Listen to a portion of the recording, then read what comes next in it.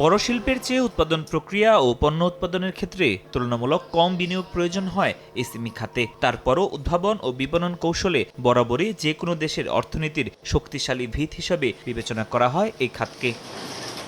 বৈশ্বিকভাবে ব্যবসা বাণিজ্যের মোট 90% এসএমই খাতের দখলে। মোট কর্মসংস্থানের অর্ধেকেরও বেশি হয় এ খাতের মাধ্যমে। বাংলাদেশের প্রেক্ষাপটে এ খাতের গুরুত্ব ও অবদান অনেক বেশি, কেননা গত 4 দশক ধরে এ খাতের উৎপাদন বাড়ছে, পাশাপাশি গত 2 দশক ধরে ধারাবাহিকভাবে বাড়ছে জিডিপিতে অবদান। কেন্দ্রীয় ব্যাংকের গবেষণা প্রতিবেদন বলছে 1978 থেকে 2020 42 বছরের ব্যবধানে এ খাতের উৎপাদন বেড়েছে প্রায় 9 গুণ। এসএমই ফাউন্ডেশন বলছে জিডিপিতে কুটির, মাইক্রো, ক্ষুদ্র ও মাঝারি খাতের অবদান 32%।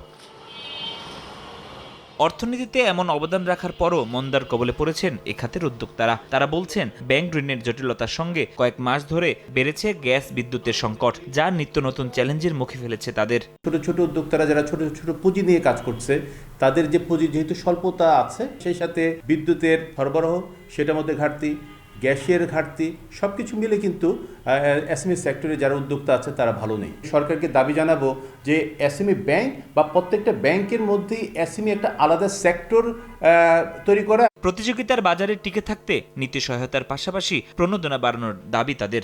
গভর্নমেন্ট থেকে আমরা একটা ইনসেন্টিভ পেতাম 10% বা 20% পেতাম, সেই জায়গাটা কমে গভর্নমেন্ট এখন 6% এটা নিয়ে আসছে। কম্পিটিশনের জায়গাটাই ওই ইনসেন্টিভটা আমাদেরকে একটা সাপোর্ট দিত, সেটা কমে যাওয়ার কারণে আমাদের একটু স্ট্রেংথ কমে গেছে।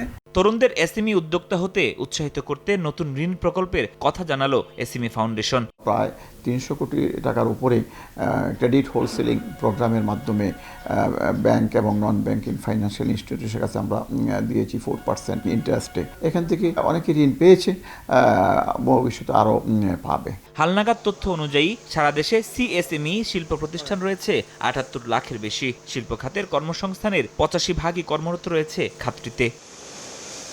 ফরহাদুর রহমান, সময় সংবাদ, ঢাকা।